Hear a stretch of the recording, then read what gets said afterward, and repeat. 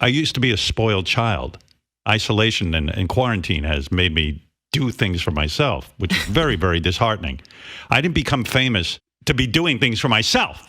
This isn't my idea of fame, honestly. You know, in our office, we had a person who was considered a shusher. What is a shusher? They were in charge of quieting down everyone while I was meditating. Robin was a big noisemaker. I'd be back there meditating. I'd hear, hello, JD. You know, and it was too much noise. So we hired the shusher. The shusher got Sal and Richard in control, got Ronnie under control, got Robin under control. Yeah. Oh, I just started leaving. I said, well, you can't talk in here after the show. Right. No, there's no talking. Why bother? It was like a monastery. Everybody had to take a vow of silence. And one of the staff had their printer near my wall. So through the wall, I could hear the printer, and the shusher would go in and go, you better fucking turn that off. Howard, the shusher started unplugging the printer every day after the show. It couldn't even be used by accident. Our shusher not only shushes, but she uses the finger. She puts her finger up to her mouth. She gets right up at you, and she glares at you. Her eyes, She makes eye contact, like, I'm not fucking around. The shusher, her computer faced the wall, but so she had a mirror so she could see behind her to see who in the office was talking. Shusher does not play games. JD, you took the brunt of a lot of the shushers. Well, I was the original shusher, and I just did not do a very good job at it. Yeah, JD. Everyone ignores JD. Listen, I thought it was obnoxious to hire a shusher. So, yeah, I did put JD in charge at first. JD, you're in charge of keeping the office quiet. But no one listens to JD. No. He doesn't command respect. Right? You would tell. They just look at me and laugh at me. Like, fuck you.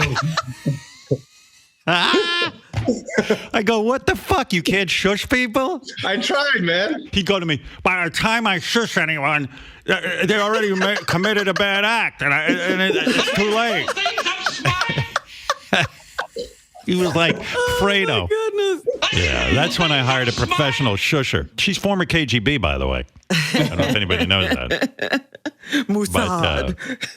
But JD, you were really bad at it because, you know, like it would be a little quieter, but then people would do shit and then you were like, oh, sorry. Yeah. Well, yeah, on the other side of the wall, like we shared the same wall and I could hear what you heard, I think. And I'm like, oh, no. So I'm like running around and then I don't see anything happening over there. I'm like, well, what the hell is happening? They would commit a crime and then they would get away with it because by the time JD would get around there, he couldn't, he couldn't accuse them. Everyone was like, JD was like the Keystone Cops. He always missed his culprit. Well, the key to being the shusher is you got to catch the person in the act. Yeah. So that's why the shusher has mirrors and the shusher has, it's constantly roaming the hall. There was one day where like you needed to sleep and you demanded I make sure things happen. And it was one of the most stressful days, most stressful half hours of my life. Like someone was like unrolling their lunch, and I'm like, "Stop that! Stop!" It would be like, quiet, please. And we're like, "Shut up, turd." Yeah, exactly. Wow. But you don't mess with the real shusher. Believe me. Oh, that shusher. I hope she's okay. I called her the other day and I said, how are you? She said, listen, don't think my shushing skills are diminished. I'm staying at home with my family, shushing them just to stay sharp for when we get back to New York.